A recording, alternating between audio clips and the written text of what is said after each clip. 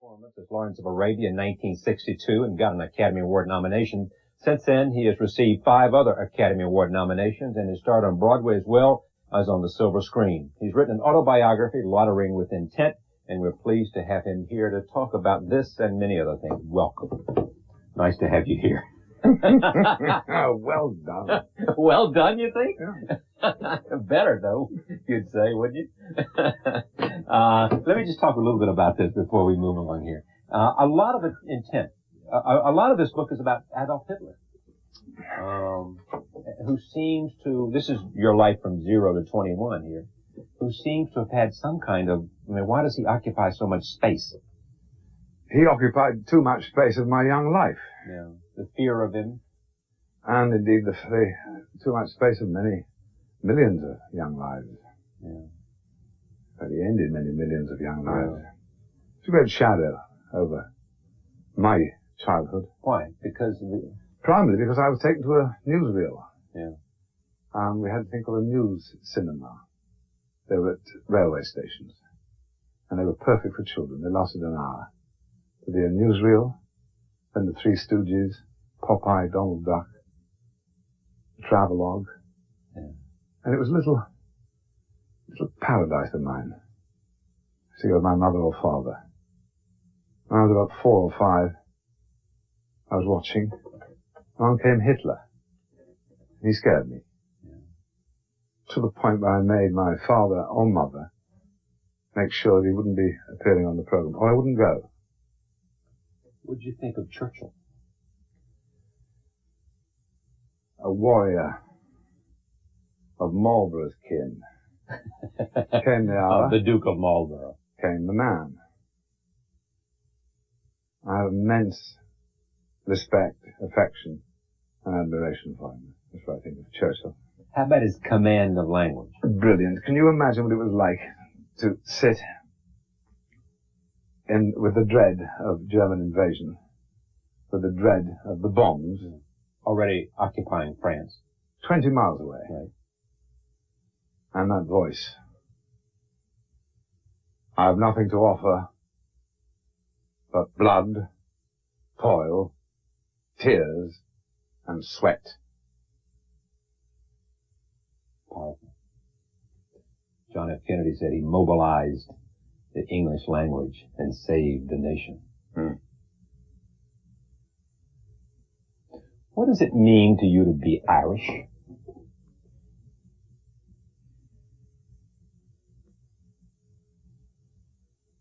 It's almost the center of my being. How so? I can understand and reflect, and indeed everything I think of is colored by its history, by its literature, by its people, by its geography. When the war ended, I went to Kerry, County Kerry, in 1946. I had not been to Ireland since I was an infant. I hadn't seen it since before 1939. And they were strange years, the war years, from 7 to 13, you can imagine. And I was a bit of a misfit, a bit of an odd man out. But I went into Kerry with my friend Father Leo Walsh, and it all clicked. I wasn't different at all. The other ones here were very strange. Yeah. Your father was a gambler, but you loved it. Principal influence on your life. What was it he had that so? Love,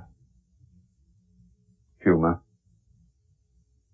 strength, fortitude, even in great distress, never lost it, never lost his poise, never lost his kindness, and tangible affection, very important. Did he like Lawrence? He loved it. That's my boy. That's my son. How he said? My son. Did you take him to the premiere? No, he went by himself. Why? Just wanted to be alone. He would often turn up, never tell me he'd be coming. Or to a premiere or of a film or at the theater when you were at the Royal Academy or wherever? Yeah, often. Yeah. Sit on the front row. But he wanted you, proud of you as an actor? Very much. Yeah. He said to me, he saw my first play when I was first became a professional. He looked at me with strange eyes and said, "You work hard." You're a journalist. You thought about being a journalist. What happened? I mean, people like me think journalism is a great and noble craft. People like me thought that you'd rather be the person talked about than the person written about than do the writing. You thought you preferred to be written about rather than be a writer. Yeah. Bill Buckley has an idea that either that in life you choose to either be an actor or an observer. Mm-hmm. You know, you're an actor or observer. He's a clever man. Yeah. And you chose to be an actor. An actor could be a politician or an architect or whatever, rather than to write criticism of architects or theater. And didn't your newspaper guy say to you, go act, because that's what you're... No. That was my choice. Choice, that's an interesting word. Yeah. I had an old headmaster with whom I kept in touch for years and years and years. And he would give me a word to think about. Loyalty. Yeah. Think about for a week. And when I was about 30, I saw him and he said, think of the word choice and take 3 months. Yeah. And you did? Mm. And you decided, and it impacted how? Choice is such an important word. How did you end up at the Royal Academy? I mean, I can't figure out how much is apocryphal and how much is the gospel. Gospel was I was toying with the idea of becoming an actor.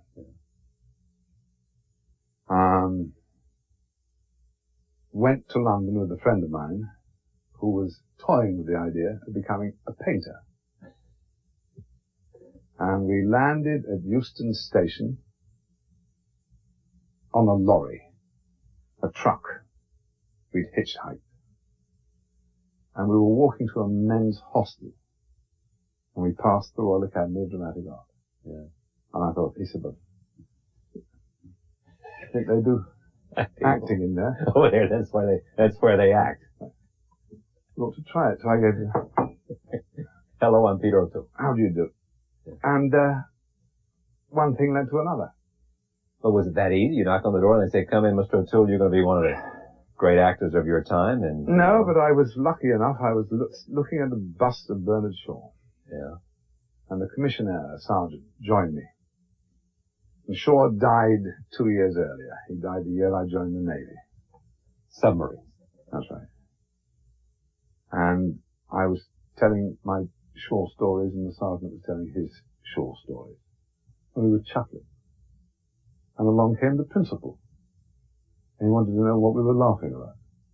So I told him. And he asked me what I was doing, and I told him. Yeah. And I said, is there any chance that you might consider me for this academy? And he told me how to go about doing it, and would I pop into his office in a few hours, which I did. And then I auditioned twice. I was given a scholarship. And how much of that was due to natural ability and how much of that was due to something else? Luck. No, I did choose the Royal Academy. It was the right We one. thought about choice for 3 months. Right. That was 10 years Yeah, later. 10 years later. Is it true, you went to see Sir Michael Redgrave? Yeah. In King Lear. Mm-hmm. And it had what kind of impact? Huge. Well, what was it about one performance by one actor in one Shakespearean play? The mightiest work, I think, one of man's great artifacts. You were talking of architects and musicians and whatever. Yeah. I think one of the greatest artifacts on earth is King Lear. I think that Michael's performance was one of the great interpretations of it. The whole production, the whole cast. It was a play which I didn't really know very well and received it the right way, not from the page, from the stage. Mm. Hit me very hard. It was a concatenation of extraordinary circumstances and coincidences. And did you stay? Did you linger? Did you go back and see? About 3 months after that, I saw Sir Donald Wolfett play it. Mighty. Volcano. And I was about, 8 weeks in the profession. And then I was in it, playing Cornwall to Eric Porter's there. I was steeped in it. And remained steeped. Are you as good as you wanted to be? Yeah. You are. So if you stopped acting today, you could say, I've done it. Stage and film. Done it. No regrets. Didn't fool around too much, didn't drink too much, didn't play around too much, I came to act and I've done it. No questions, no reservations, no doubts, nothing. You sure? That's pretty good. When you were an actor, Michael Caine told me that you two knew each other. Who else was among that group? You and Robert Caine, Shaw. Robert Shaw. Ronald Fraser. Yeah. Kenji Takaki. Michael said that he was the last to make it. And I said, why? And he said, because he was uglier than the rest of you. Hmm. Was he the last to make it? Michael never stopped. He was... Make it as what? As an actor. Oh, no, he was a very good actor. He said you guys all made it before he did. No, that's Michael being diffident. Diffident? Yeah. Yeah. No, he was working constantly and improving and getting better and doing different things. No. Yeah. How was it to write this? I mean, this is only, when you write a book, a memoir, and it's only to age 21, a lot of stuff in here because you grew up in interesting times, was that great? Who said? May have lived in exciting times. Chinese proverb. Right. Curse. You've done that. How was it to do this? I mean, was it easy? Did you? Well, our Chinese friend said, a journey of 1,000 miles starts with the first step. Right. It was the first step that took the time. What, sitting down and doing it? No, I sat down and it was rubbish. Rubbish. Yeah. Dishonest. Rubbish. So you had to come to grips with being honest? Yeah. Who made you do that? Me. You looked at it and said rubbish. Rubbish. Beneath me. Rubbish. Embarrassing. All that. Tone. Throw it away. Rubbish. Start over. On computer, typewriter, longhand. Pen. Yeah. Everybody thinks about you and Lawrence. Did you name your son Lorcan? Is that some derivative of Lawrence? No, I read in some trashy newspaper that was the case. I know, I read that too, and that's why I didn't know. Now, Lorcan is a very old Irish name. Yeah, it has nothing to do with Lawrence. No, it means ravening. What happened was the name Lorcan is a pagan name. Yeah. And when the Irish churches, when the Catholic Church, after Catholic emancipation in 1829, there was suddenly a proliferation of churches all over Ireland, and indeed, they were scooping up, and Dublin scooped up its own saint. Yeah. And they had a Saint Lorcan from the 12th century. They couldn't call him Lorcan because it turned out to be pagan. Now the French had his bones, Lorcan, and they called him Laurent. So by a confusion in the 19th century, it became Lawrence. No, his name is Lorcan. What writer, what book has had the most influence on you? Shakespeare, obviously. Author? Yeah. George Eliot, perhaps. Evelyn Waugh. No, I'll tell you what.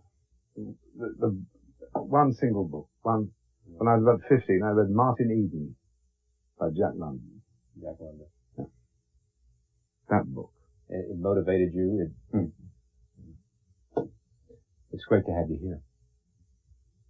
Loitering with Intent by Peter O'Toole. First, how many is going to be? 3, 4? 3. Have you sort of outlined it already? Yeah. Good to have you. Thank you very much.